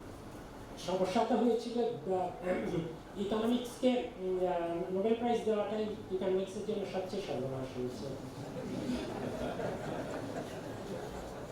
এবং ইকোনমিক্সের মেইন যে থিওরি, ইকোনমিক্সের টপ জার্নালগুলোর টপ পাবলিকেশনস, এগুলো 90% হলো পিওর ম্যাথমেটিক্স। এবং এই ম্যাথমেটিক্সের যতই আমরা বলি যে থিওরি আলটিমেটলি আইডিয়াস ক্রিয়েট করে, কিন্তু এই ম্যাথমেটিক্সের অধিকাংশ ইভেন ম্যাথমেটিক্যালিও ইন্টারেস্টিং না, not to speak about being interesting in practice. এটাই হলো যে কোনো সাবজেক্টের কিছুটা পছন্দ থাকে কোনো কোনো জায়গায়, ধরলে তখন নতুন জেনারেশন এসে চেষ্টা করে সেটাকে আবার go to the basics, go to the drawing board and begin again, but not forgetting some of the things which are actually useful in the past. আমি নিজে মনে করি যে ইকোনমিক্সের এমন কোনো জিনিস নেই যেটা practically useful, at the same time cannot be simply explained. আমি নিজে আজকে কয়েকজন নোবেল প্রাইজের কথা বললাম, এলিনর অস্ট্রম গ্রুপের কথা আমি বলেছি, একলা, এদের ডগলাস নর্থের অত ম্যাথমেটিক্স নাই, কিন্তু অন্য দুজনের যে পেপারগুলোর জন্য নোবেল প্রাইজ পেয়েছে, আমি যে একদম সিম্পলভাবে বললাম এর থেকে বাইরে কিছু নাই, কিন্তু সেটাই পিওর ম্যাথমেটিক্সে করেছে বলেই নোবেল প্রাইজ পেয়েছে। আমার ভাবে বললে তো পেত না, এখন এই জন্যই বলেছি Nobel prize has been a curse for economics.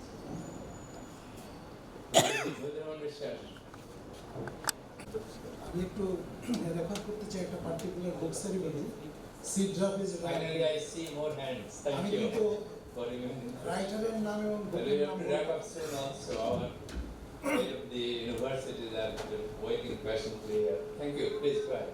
তো সেখানে এটা শোনা যাচ্ছে না। তো সেখানে একটা কথা হয়েছিল, 3টা প্রশ্ন আপনাকে বিষয় আমি ওটা বলি, যে আমরা তো ইকোনমিক্সের গুরু বলতে অ্যাডাম স্মিথ এবং এভাবে আমরা আসি। তো ওখানে কথা উঠেছিল যে আরও 2,500 বছর আগে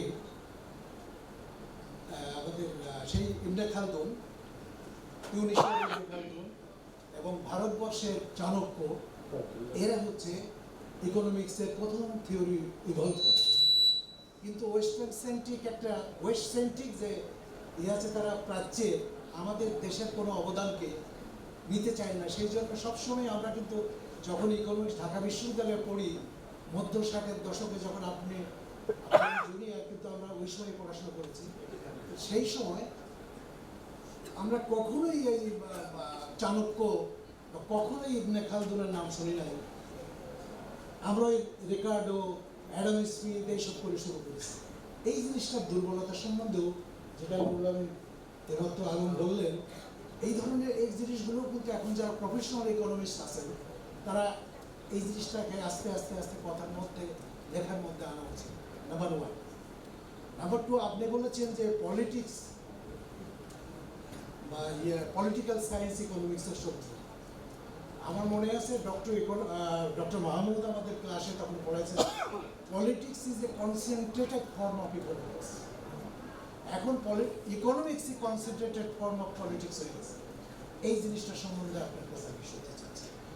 নাম্বার 3 বলছি, ডক্টর মালিক হোসেন চৌধুরী আসার ঢাকা বিশ্ববিদ্যালয়ে জয়েনের আগে প্রোডাকশন ফাংশনকে আমরা লিখতাম জবাব ল্যান্ড এক পাতা, লেবার এক পাতা, তারপরে ক্যাপিটাল এক পাতা, তারপর অর্গানাইজেশন এক পাতা, 4-5 পাতা লিখতে হতো।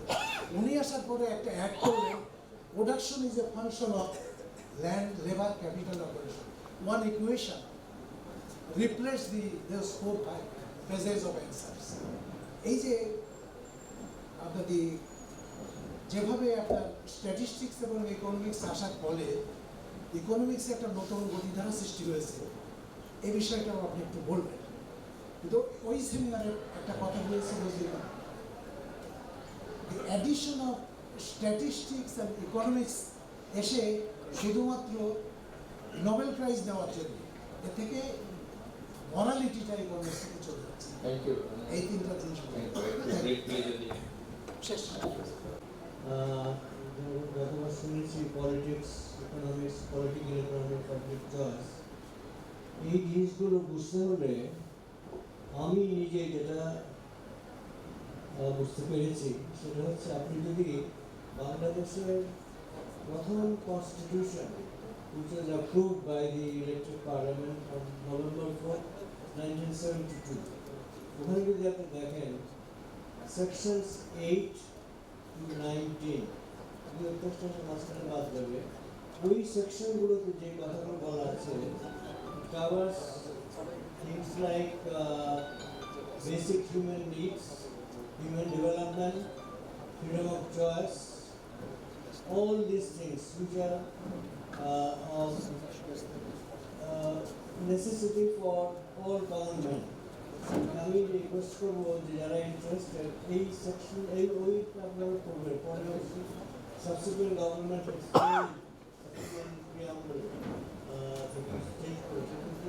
আপনি যদি human development, freedom of choice, basic human needs এগুলো বলতে চান, এগুলো বুঝতে চান, তাহলে আমি সাজেস্ট করবো যে আপনারা সেটা ওই সেকশনটা দেখবেন।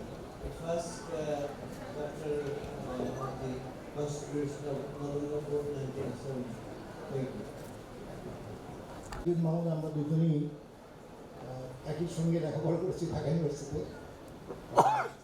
প্রাইভেটলি যে কোয়েশ্চেন করা উচিত আমার হচ্ছে পাবলিকলি করা হলো। দুজনে আমরা অর্থনীতি করেছি। উনি যেটা বলেছেন যে এনফোর্সমেন্ট এবং ভ্যালুজ বা মরাল, এই দুটো ডাইমেনশন আছে ইকোনমিক্সে। ওয়াহিদুদ্দিন মাহমুদ সাহেব যে জিনিসটা আমার হচ্ছে টাচ করে নাই, সেটা হচ্ছে উনি দীর্ঘদিন ধরে বাংলাদেশের প্ল্যানিং কমিশনে, যেগুলো আমাদের ম্যাক্রো প্ল্যানের একটা বিরাট অবদান রেখেছেন, ইকোনমিক্সের এখন কোনো রকমের প্রভাব আছে কি না বাংলাদেশের ওভারঅল ইকোনমিক প্ল্যানিংয়ে, যে প্ল্যানগুলো হচ্ছে সেটাতে আমরা যে একটা দিক নির্দেশনা পাই, সেখানে যেগুলো এই কনসিস্টেন্সি প্ল্যানিং ইত্যাদি, সেগুলোর কোনো রকম আছে নাকি? লোকে ইকোনমিক্স না করে বিজনেস অ্যাডমিনিস্ট্রেশন, ম্যানেজমেন্ট এগুলো করে কি তারা বাংলাদেশে প্ল্যানিং করতে পারবে কি না? কারণ ইকোনমিক্সটাকে এখন কিন্তু সরে আসতেছে। যেটা ইনভেস্ট করা না হয়, এখানে বিজনেস ইকোনমিক্স এই জাতীয় কিছু যদি না আসে, তাহলে ইকোনমিক্স ইজ বিকামিং, অ্যাটলিস্ট বাংলাদেশের ইকোনমিক্সে বিকামিং রিলেটিভলি অবসোলেট অথবা ইররিলেভেন্ট। Thank you.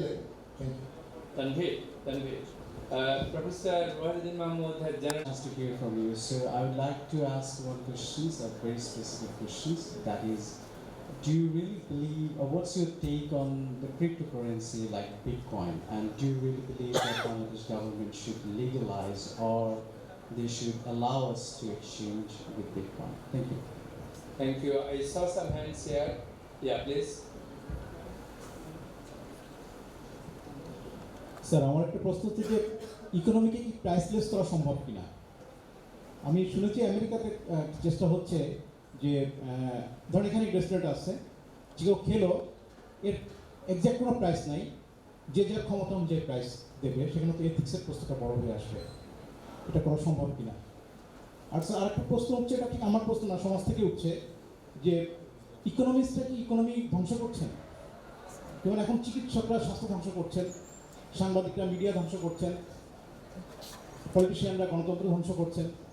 এখন আমাদের ইকোনমি ধ্বংসর জন্য ইকোনমিক্সটা কতটা দায়ী? Let all economic students take it for reflection. আর শেষে স্যার আপনি একটা উদাহরণ দিয়েছিলেন সালমান রহমান আর একজন ভিকারির যে উদাহরণের বিষয়টা, এটা হয়তো স্যার আপনি আপনার ধারণা থেকে বলেছেন, কিন্তু আমরা স্যার যেটা বাস্তবে দেখি, আপনি হয়তো এখানে বেরিয়ে একটা ভিক্ষুকের হাতে যদি 100 টাকা দেন, ভিক্ষুক আপনাকে হয়তো আপনি ফেরত দেবে, কিন্তু সালমান রহমানের হাতে যদি আপনি 100 টাকা দেন, উনি হয়তো ফেরত দেবেন না।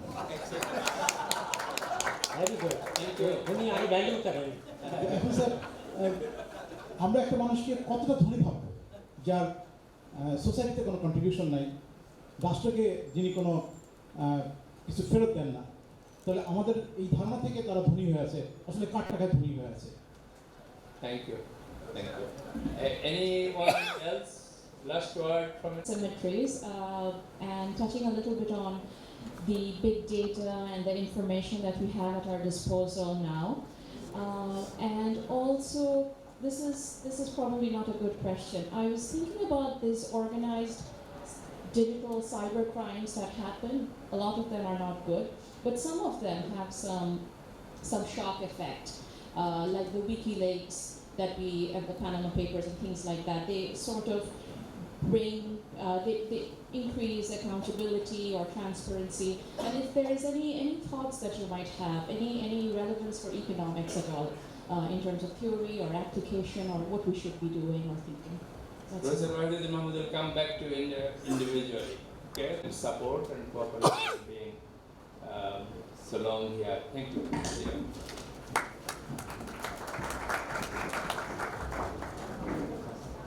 Thank you so much, Professor and Professor Wahiduddin Mahmud, for conducting this session. Now I would like to invite the Honorable Vice Chancellor of BRAC University, Professor Said Sandali, to come on the stage and hand over the crest.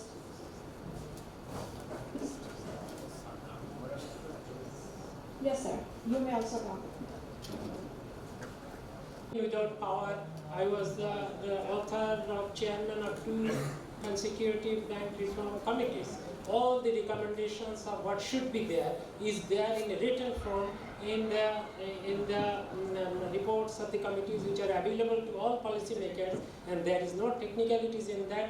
Those are in very white and black suggestions about what should be do in the financial sector. I'm giving one example. In all other sectors, how to improve governance, how to governance for development, there is no lack of knowledge. It's a question of, as defense of economics always has been there from Adam Smith's time, is that economists are only the messengers and harbingers of bad times, like selfishness of people. They cannot avoid if do anything if people act selfishly, or if the politicians engage only in patronage politics rather than welfare of the people.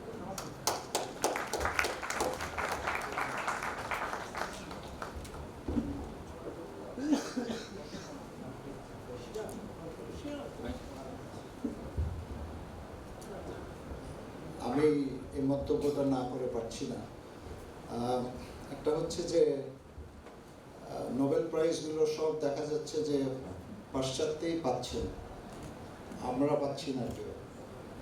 তো সেই জন্যেই আমার এই প্রশ্ন as an administrator হিসাবে of N university, এবং আমাদের তো একটা ইউনিভার্সিটি না, অনেক ইউনিভার্সিটি আছে, আমাদের ফ্যাকাল্টি মেম্বারদেরকে কীভাবে ইনসেন্টিভাইজ করা যায় যাতে করে তাদের রিসার্চটা সেই লেভেলে আসে যেখানে আমরা অন্যান্য বিশ্ববিদ্যালয়ের সঙ্গে সমতা আনতে পারি বা অ্যাটলিস্ট কাছাকাছি। সেই জিনিসটা আমাদের না হচ্ছে না, কারণ আমি সেটা আসলে খুব চেষ্টা করছি বুঝতে, এবং অ্যাজ অ্যান অ্যাডমিনিস্ট্রেটর আমার পক্ষে কি করলে আমরা সেই স্তরের গবেষণা করতে পারবো, এটার সম্বন্ধে যদি আপনার কোনো অবজারভেশন থাকে তাহলে আমার একটাই, আমার নিজের ধারণা, which may be misleading, সেটা হলো যে কোনো ডিসিপ্লিন, ইকোনমিক্স ইনক্লুডেড, এটা বহু বছর ধরে যেভাবে evolution হয়েছে, is not detached from the global power and the entire system of the economic system, of the political and economic system of globally. এবং সেখানে the growth of all disciplines in the Western world, the সবচেয়ে ভালো ইউনিভার্সিটিগুলো সবই সেখানে, কাজেই এই ডিসিপ্লিনগুলো যেভাবে এখান পর্যন্ত এসেছে, এটাকে কমপ্লিটলি ডিফাই করে আমি নতুন করে কিছু করতে পারবো না, একদম ইন ডিফারেন্স। চায়না অনেক বেশি এখন ক্যাপেবল, কিন্তু চায়নাকেও ফার্স্ট অফ অল একদমই ওয়েস্টার্ন ট্রেন সবাইকে, ইভেন ইনক্লুডিং ইকোনমিক্স, নিয়ে আসতে হচ্ছে, নিয়ে এসে মেজর ইকোনমিক্স জার্নালেই তারা পাবলিশ করছে। আফটার ডুইং দ্যাট, সেটাকে অ্যাভয়েড আমরা আর করতে পারবো না। After doing that, if you have the mastery of whatever is existing in the Western world, তারপরে আমার মনে হয় হলো যে সেই লেভেলে পৌঁছতে পারলে তখন কিন্তু আমাদের নিজেদের দিক থেকে, আমাদের অভিজ্ঞতাতে, আমাদের চারপাশ থেকে আমরা কিন্তু অনেক নতুন কিছু দেখতে পাই, যে ইনগ্রেডিয়েন্টসগুলোকে আমরা থিওরাইজ করে নতুন ইকোনমিক্স, নতুন পলিটিক্যাল সায়েন্স, নতুন সব ডেভেলপ করতে পারবো। মুশকিলটা হলো একবার একটা জিনিস ডেভেলপ করে গেলে ওটা বিপরীতে আরও কিছু করতে গেলে আরও কঠিনের কারণে, যে আগে ওটাকে শিখতে হয় টু বি ক্রেডিবল, তারপরে সেটাকে ইম্প্রোভাইজ করতে হয়। এখানেই সম্ভাবনা। অমর্ত্য সেন যখন এখানে এসেছিল নোবেল প্রাইজ পাওয়ার পরে বক্তৃতাতে, আমি তখন ওনার সম্বর্ধনা এক্স্যাক্টলি এই কথা বলেছিলাম যে আমরা আমাদের পার্টিকুলারলি এই ইন্ডিয়ান কন্টিনেন্ট, সাবকন্টিনেন্ট থেকে খুব বড় বড় ইকোনমিস্ট অনেক বেরিয়েছে, কিন্তু আমরা ইকোনমিক্সের মূল ধারাকে কখনো ওই হার্ভার্ড, এমআইটি, অক্সফোর্ডের বাইরে এদিকে পার্সপেক্টিভ থেকে আনতে পারিনি। আমি ফিজিক্যালি বলছি না, কিন্তু এন্টায়ার পার্সপেক্টিভটা যে is bias towards rich countries, এটাকে কখনো বদলানো এখনো সম্ভব হয়নি। যে কারণে কৌটিল্য যে অনেক আগে বলে গেছিল যে the range for acceptable interest rate, even for the poor people, particularly for the poor people, should not exceed 25-30% in case of unsecured loans, 15% in case of secured loans. এটা পরিষ্কার কৌটিল্যতে আছে। এতদিন পরে বাংলাদেশের এই যে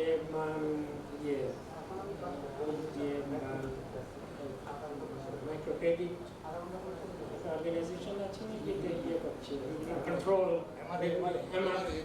এমআরআই এতদিন পরে 25% একটা ফিক্সড টার্গেট দিয়ে দিয়েছে, উইদাউট বিং অ্যাওয়্যার যে এটা আসলে কৌটিল্য দিয়ে গেছিল। আমাদের অন্তত, আমি আই এগ্রি উইথ ইউ, যে অনেক কিছু আমরা ওই আগের ধারণাগুলোই, কিন্তু কৌটিল্যের ধারণা অনেক কিছু অ্যাডাম স্মিথের ভিতর দিয়ে ঢুকে এসেছে, কিন্তু আমরা সেটা রেকগনাইজ করতে পারি না, সেটা আমাদের দুর্বলতা। Thank you so much. So now here is the Honorable Vice Chancellor, Professor Syed Sanan Alib, on the stage to hand over the crest to our speaker, Professor Wahiduddin Mahmud, in his honor.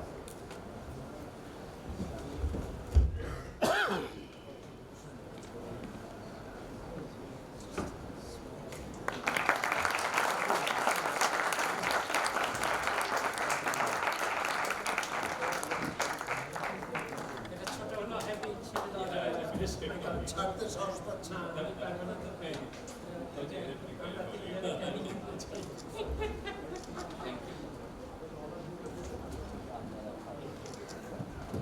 So we are now at the ending stage. Now I would like to invite the Pro-Vice Chancellor of BRAC University, Professor Ansar Ahmed, to come on the stage and share his few words as the closing remark for today's lecture event. Thank you. Good afternoon.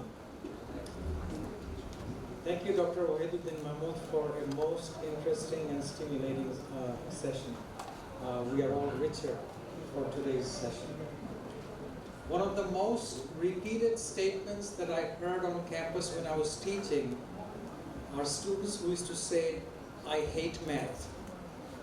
And when I heard that, I used to tell them, if you hate math, math will hate you back, and math will win. Today, I will replace the word math with the word economics. If you say you hate math, economics, economics will hate you, and economics will win. I will keep it very, very short. I was given 2 minutes, and I think I've already spent 1 minute 50 seconds.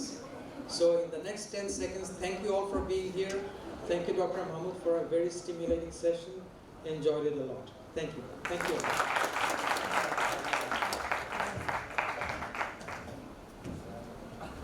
Sorry to interrupt again. Here is some more things. Our students wants to give something to our speaker. So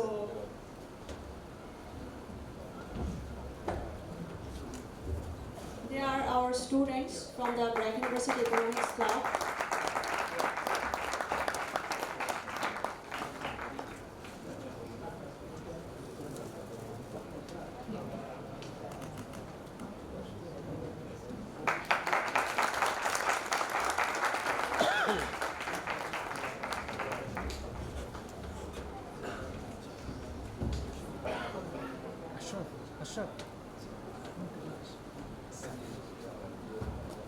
Sir, if you wish to tell some Thanksgiving remarks.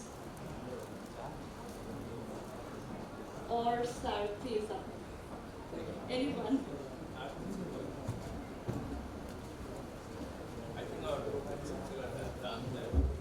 I thought we cannot thank ourselves. So thank you all. Really, it has been the most impressive part to me has been that you have been here. Yeah, that's right. Yes, they have been communicating with Professor Wahiduddin Mahmud. I was not at all in this scene, so they have done all this. Thank you, and all of you who have joined this session. Some of you have come from far away, and moving in Dhaka city is not easy. And thank you for our students who have joined. We are really grateful. Professor Wahiduddin Mahmud, in fact, the BRAC University is moving ahead. I hope the next will bring you in the new campus of BRAC University. And the auditorium will be bigger, and we'll have more people to come. And my Vice Chancellor and the University Administration has wholeheartedly supported us in this endeavor. Thank you all for this, my colleagues, our BUEC, our young boys and girls in Economics Club, BRAC University Economics Club, led by Tanveer and Dr. Farjana also there, and particularly the two young colleagues that you have mentioned about. Thank you all. And also from the behind, we don't forget, Tondan is standing there, our department coordinator, and Sakib, all of our staff. And at the university level also, everybody has supported us. Thank you for all that.